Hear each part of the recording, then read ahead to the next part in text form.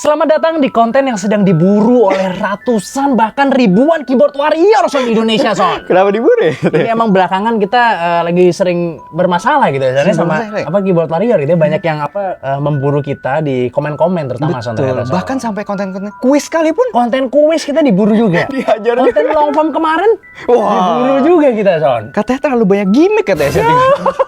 Bahkan ada yang komen juga katanya bukannya value-nya dinaikin, malah gimmicknya dinaikin, Son, katanya, Son. Katanya daripada ngundang beginian, mending ngundang Nesi Jazz saya langsung katanya. Nah. Kalau misalnya Nesi Jazz mau, kita juga mau ya, Son. Masalahnya kan kita masih kecil, guys. Jadi kita belum ngundang Nesi Jazz, ya doain aja ya. Tapi mungkin, gue paham juga sih, mungkin protes-protes yang datang itu karena mereka ingin melindungi konten kita juga sebenarnya. Betul, mungkin biar kritiknya membangun lah ya. Nah, supaya konten kita terus berkembang menjadi lebih baik lagi gitu, Son. Karena kan untuk membuat berlian, katanya harus melewati berapa gempuran, Son. Mungkin ini gempuran kita gitu, Son, ya kan? Terima kasih banyak ya buat kalian yang mengkritik kita dengan maksud untuk membangun ya. Betul. Tapi untuk yang mengkritik kita dengan maksud menghina, mohon maaf, saya tidak terima kasih. Tidak terima kasih saya. Betul. Tapi emang saya mikir-mikir juga sih, apakah Nesi Jazz mau ya nongkrong di atap kayak gini? Nah, kalian mikir itu nggak?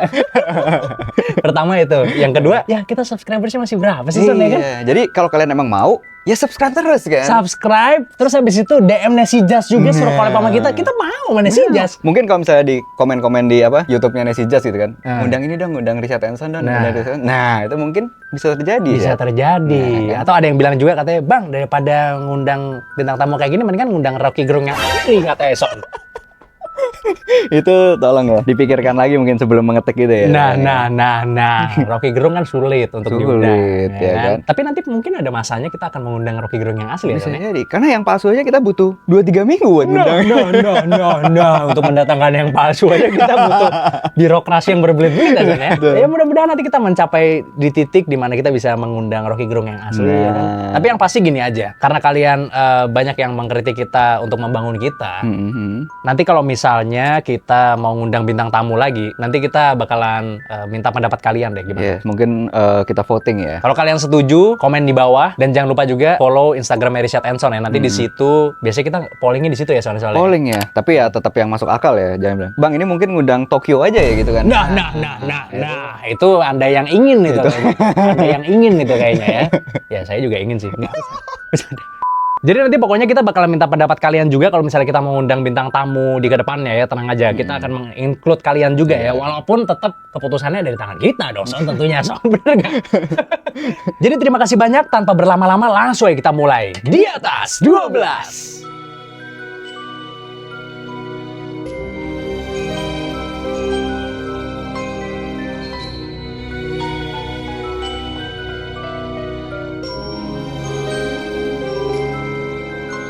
Lo tau nggak kalau sayur itu sebenarnya nggak ada, Zed? Maksudnya gimana nih? Lo harus hati-hati nih. Ini nanti ditonton sama tukang sayur, ngamuk-ngamuk nih dia nih nanti. Nah, coba lo sebutin deh sayur ada apa aja coba. Oke, coba contohnya wortel. Wortel, umbi kan? Oh iya bener juga ya. Bayam? Bayam, daun. Kangkung? Kangkung itu daun dan tangkai kan? Oh iya deh bener juga.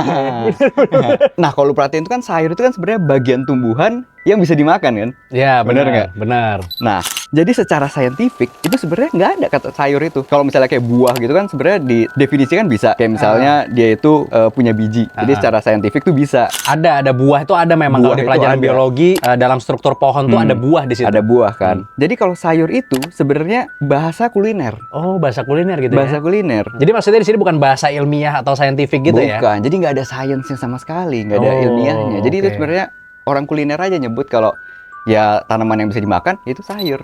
Oh. Jadi sebenarnya orang nganggep mungkin tumbuhnya langsung jadi sayur gitu kan. Tapi sebenarnya enggak, cuma bahasa doang sebenarnya dia itu. Oh. Berarti buah itu sayur juga dong? Tadi kan tanaman, bagian tanaman yang bisa dimakan namanya sayur tadi kan? Oh enggak, kayak misalnya kan perdebatan kayak tomat kan. Kayak tomat itu kan orang debat kan, itu buah apa sayur kan? Tapi sebenarnya buah. Buah ya? Buah ada kan? bijinya. Ada bijinya. Kalau timun? Kalau timun buah dong. Buah ya? Ada bijinya. Yakin kan? ada itu buah? Yakin. Hah? Yakin. Ini saatnya keyboard warrior tadi bekerja saatnya. Nah. Apakah timun itu buah-buahan? Nah, coba tulis di komen. Coba tulis di komen ya. Jadi berarti tukang sayur itu berarti pakai bahasa kuliner gitu ya, Pakai bahasa tukang sayur kuliner. gitu. Iya betul. Karena nggak ada yang namanya sayur di dalam ilmiah gitu ya. Science tuh nggak ada ya, vegetables atau sayur gitu ya. Nggak ada. Jadi intinya sayur itu sebenarnya adalah antara akar, umbi-umbian tadi kan, atau batang, atau tangkai, atau kayak brokoli itu bunga kan? Oh iya, Nah, bunga brokoli bunga ya. Bunga atau biji-bijian. Kayak gitu daun gitu-gitu sebenarnya. Lu tahu nggak kalau Apple baru aja mengkonfirmasi kalau misalkan kita nutup aplikasi itu bakalan ngerusak baterai kita kan? Hah, beneran nih? Beneran. Jadi ceritanya gini, tanggal 18 April kemarin gue baca tuh di Unilab. Jadi Apple tuh bilang bahwa kalau misalnya kita buka aplikasi banyak gitu, itu biarin aja, jangan di close katanya. Tabsnya nih. Jadi Iya, didiemin aja justru, nggak apa-apa. Tabs yang nggak usah di close semuanya satu-satu. Misalnya buka WA, lu close, Twitter close, abis selesai lu pakai lu close gitu, nggak usah katanya. biar ringan kan? Enggak ternyata. Itu malah ngerusak baterai katanya.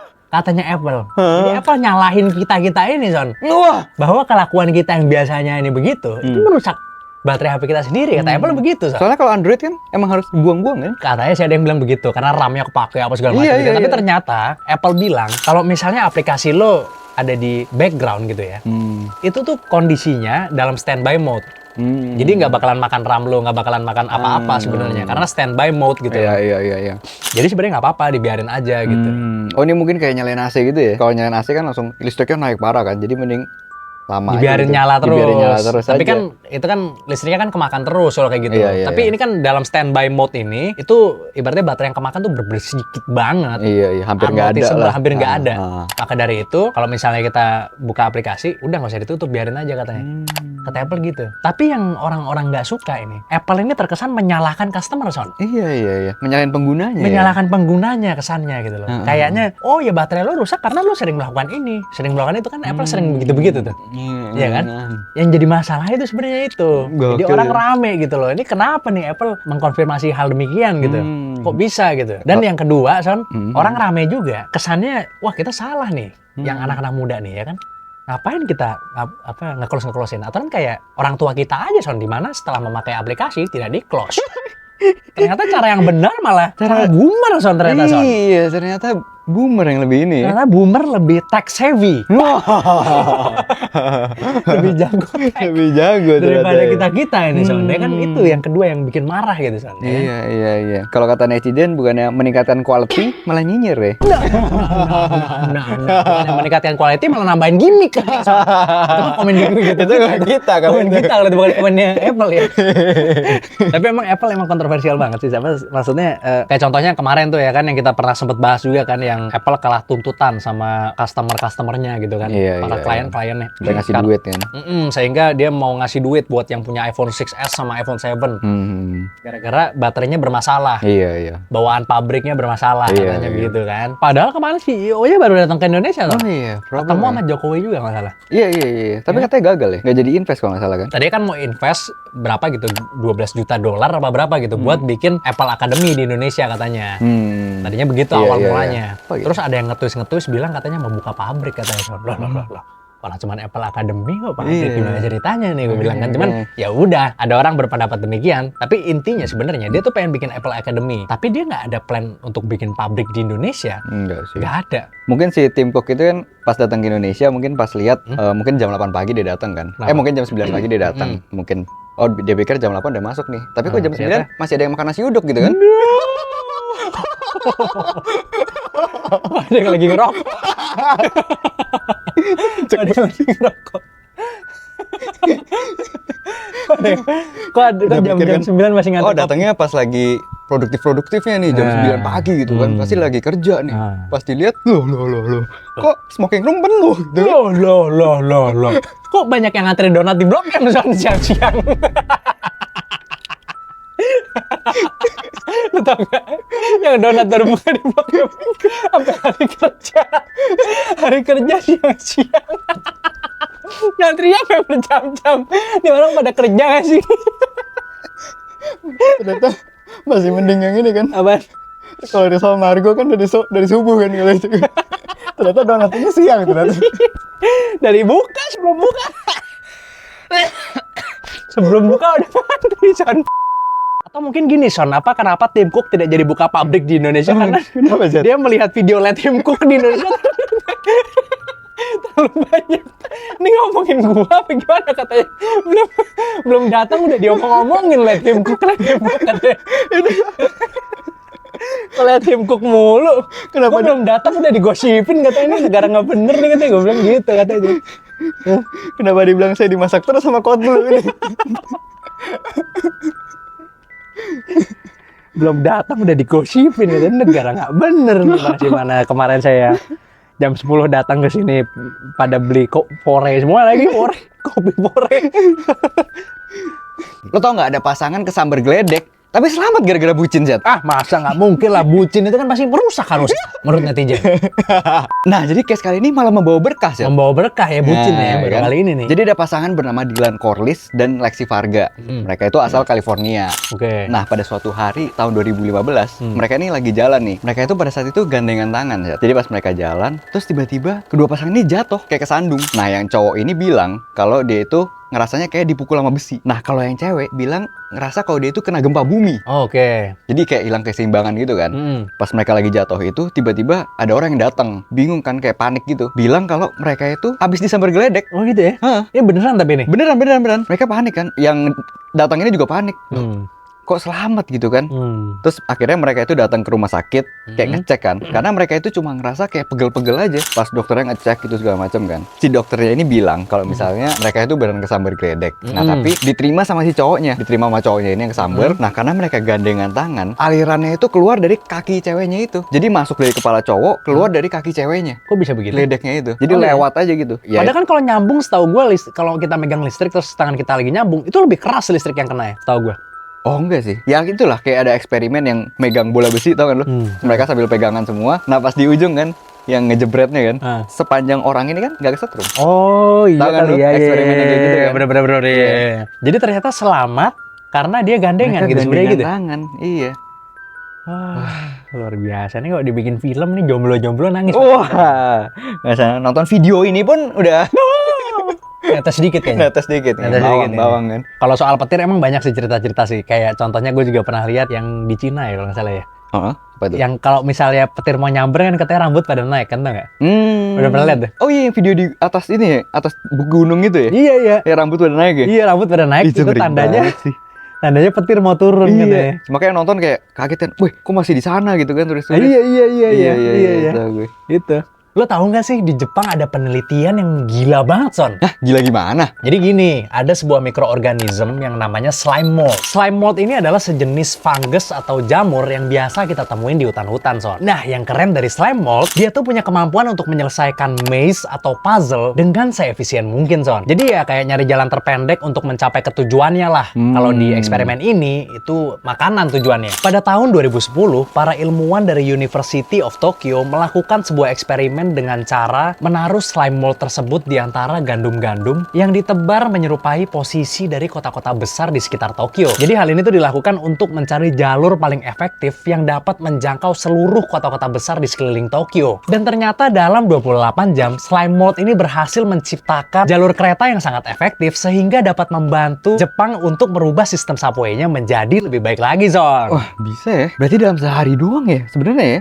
28 Iya, dalam sehari jam kan doang. tadi kan? Iya ya, 28 jam kira-kira satu harian lah gitu ya. Sedangkan para arsitek, ahli tata kota dan teknik yang mengatur subway dari Jepang itu menghabiskan waktu sampai berbulan-bulan kalau nggak salah. Itu aja Jepang ya? Gimana kalau negara lain ya? Negara berkembang gitu kan? Masalahnya gini, Jepang ini merupakan salah satu negara dengan sistem kereta yang paling complicated ya. Paling rumit ya, sangat rumit sekali sistem keretanya Jepang itu sebenarnya gitu. Makanya untuk menyelesaikan sistem yang sekompleks ini, itu perlu beberapa ahli. Makanya. Kalau manusia gitu loh. Tapi si slime mold ini itu kayak punya keahlian untuk mencari jalan paling efektif supaya dia tuh bisa mencapai ketujuannya gitu loh, Son. Karena slime mold ini emang luar biasa banget sih. Dia aja bisa membesar bahkan sampai ukuran bermeter-meter, Son. Jadi dia tuh cepat membesarnya. Tapi pakai slime mold ini cuma ada di Jepang ya? Apa teknik ini dipakai juga di negara lain? pakai. Ya mungkin dipakai di negara lain, tapi dia pertama kali terkenal itu karena eksperimen yang dilakuin sama University of Tokyo ini. Jadi emang slime mold ini kan adalah single cell microorganism yang dia itu kemampuannya untuk melewati maze, which is maze itu adalah seperti teka-teki ya.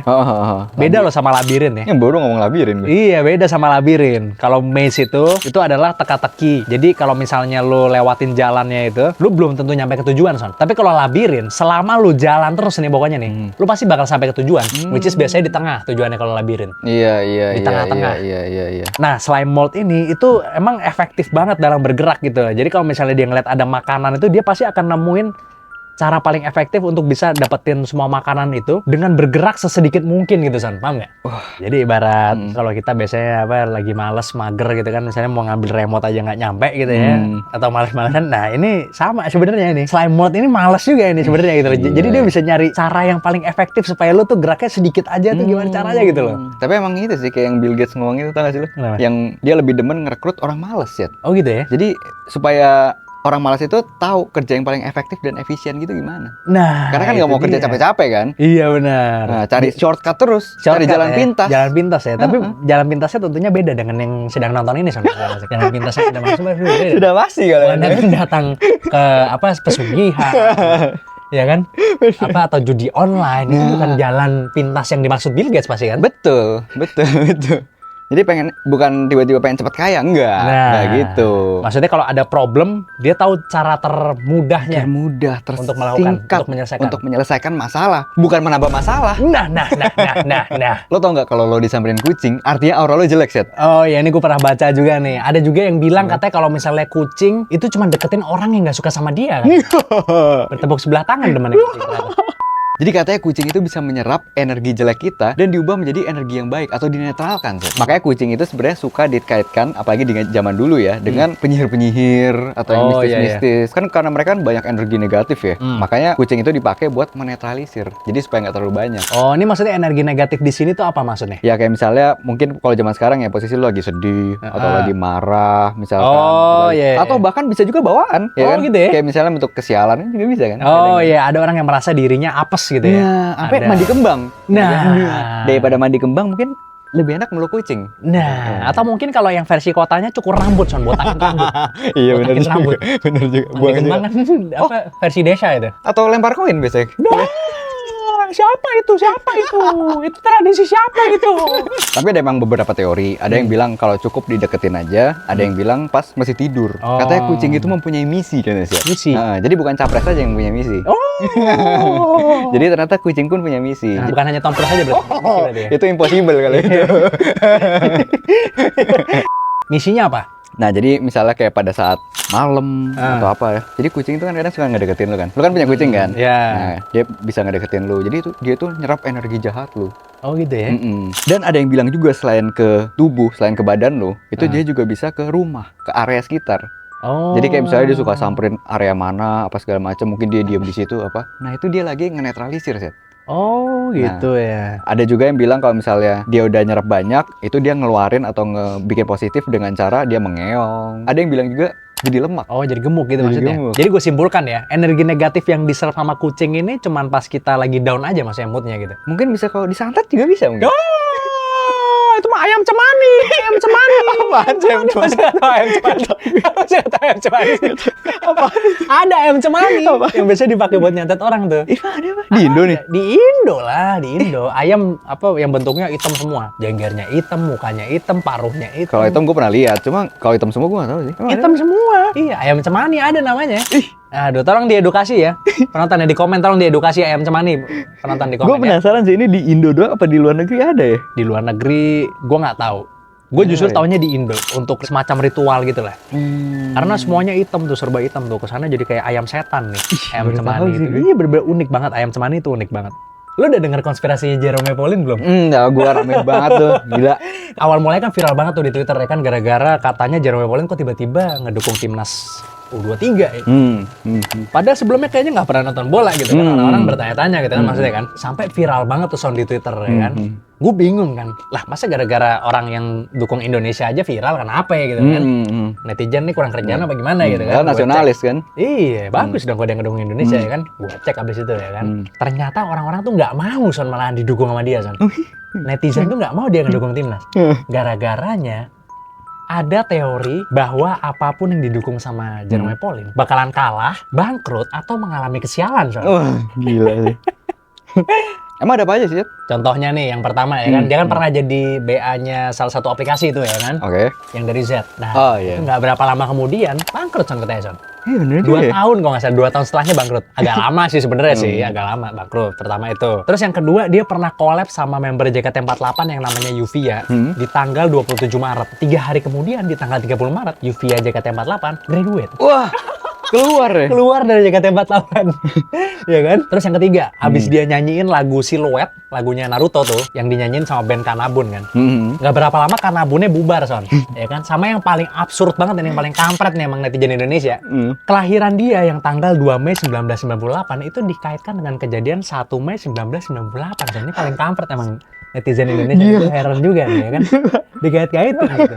Seakan-akan sebelum dia lahir kerusuhan gitu loh. Baru lahir ya? Baru lahir habis itu besokan. Terus habis itu karena ini rame banget, dia katanya konsultasi Son sama beberapa kreator-kreator lainnya yang udah lebih senior gitu kan. Dia nanya-nanya, katanya udah dibercandain aja. Terus habis itu dia memutuskan buat dukung Irak Son. Pas sebelum kemarin lawan Indonesia itu. Ya kan dukung Irak dia ya kan. Maksudnya biar Irak kalah gitu kan. Let's go Irak dia ngepost gitu ya kan. Habis itu dia nonton Son katanya ternyata. Nonton pertandingan Indonesia lawan Irak tapi diem-diem. Jadi pakai masker apa topi gitu segala macem. Wah gila sih. Dia nggak mau ketahuan gitu. Dia itu deg-degan banget pas nonton Indonesia lawan Irak. Dia takut kalau sampai Irak menang, terus orang-orang tahu dia ada di situ, dia bakal dipukulin sama warga kan ya. Gila sih. Saking stresnya itu loh dia begitu. Ya? Iya, saking stresnya gitu. Itu gue lihat sih teorinya itu sih. Jadi karena dia udah tahu dia bawa kesialan, jadi dia ungkapin ke publik. Jadi tapi itu malah mematahkan kutukannya dia. Iya, ternyata Irak kan menang kan. Ternyata Irak menang kan? Irak menang. Iya, ya. Apa jangan-jangan kutukannya ini baru bisa terjadi kalau hatinya memang mengatakan demikian? Ya gue nggak tahu. Gue nggak tahu. Tapi emang kayak gitu kasihan juga ya. Kayak maksudnya kan itu ngaruh juga pasti ke brand-brand, ke klien dia kan. Iya. Lagu buat endorse dia apa segala macam pasti ngaruh kan. Harusnya sih ya mungkin ada sih pengaruhnya kali itu kecil lah. Yang bikin ngaruhnya itu sebenarnya bukan karena kepercayaan dia tuh bawa sial atau gimana, bukan. Tapi karena dia tuh lagi diributin gitu loh. Brand tuh kan nggak mau sama ibaratnya kreator yang lagi panas lah, yang lagi diributin, yang dioyak-oyak. Brand tuh banyak yang putus kerja sama juga kalau misalnya kayak gitu. Tapi gue nggak tahu kalau di dia ya. Iya, betul. Tapi biasanya seperti itu. Kalau kreator lagi panas, misalnya brand agak nyingkir tuh. Iya, takut lah. Itu doang sebenarnya. Iya, tapi gue yakin nggak ngaruh lah, nggak percaya. Nggak ngaruh lah ya. Terlalu receh mungkin ya. Terlalu receh. Tapi emang gue agak kasihannya sih bahwa dia menganggap hal ini itu sangat serius gitu. Jadi sampai down banget ya. Kena mental juga ya, gitu ya. Sampai sangat kena mental ya. Oke, terima kasih banyak buat kalian semua yang udah nonton konten hari ini ya. Aduh, luar biasa nih konten hari ini. Kita banyak sekali tertawa-tertawanya. Banyak sekali. Makanya nonton sampai habis ya, jangan lupa ya. Jangan lupa nonton sampai habis. Terima kasih banyak buat kalian semua yang udah komen, mensupport atau kritik-kritik yang membangun ya. Ini bukan menginjak-injak tapi tentunya. Bukan menginjak-injak. Itu saya tidak terima kasih. Tapi kritik yang membangun kita alhamdulillah. Iya. Mudah-mudahan kita bisa terus bikin konten yang lebih baik lagi ya ke depannya ya kan. Kan kayak kemarin kan banyak yang komen durasinya kurang panjang. Tapi ternyata saya lihat retention cuma 10 menit ya. Lah. Apakah itu karena kita atau karena bintang tamu? Tapi tetap ada komen-komen yang bagus ya. Kayak misalnya, Bang, undang lagi nih Bang si Rocky Gerung gitu. Ada. Terima kasih banyak juga buat support-supportnya. Terima kasih.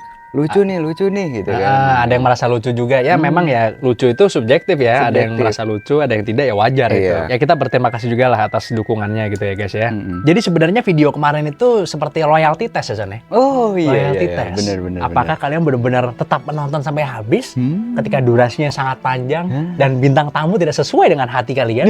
Itu loyalty test sebenarnya. Iya benar. Sebenarnya loyalty test sebenarnya kita. Soalnya kan ada yang bilang kayak jadi nggak apa adanya gitu kan. Wah. Padahal sebenarnya tetap apa adanya kan. Cuma ada bintang tamu aja jadinya. Iya, bintang tamu aja gitu. Pokoknya terima kasih banyak buat kalian semua yang udah selalu nontonin konten kita ya. Gue juga sangat bersyukur ya. Kita semakin lama semakin bertumbuh semakin besar gitu ya. Mudah-mudahan kita bisa terus menyajikan konten yang dapat menghibur sekaligus mungkin menjadi teman nongkrong kalian di rumah ya kan. Karena kalau nggak nongkrong di atas 12 ya kapan lagi gitu sampai lagi. kita di atas 12 pasti harus nongkrong. Betul. Iya, nanti pagi bangun antri donat habis itu. Iya. Sampai jumpa di episode selanjutnya di atas 12.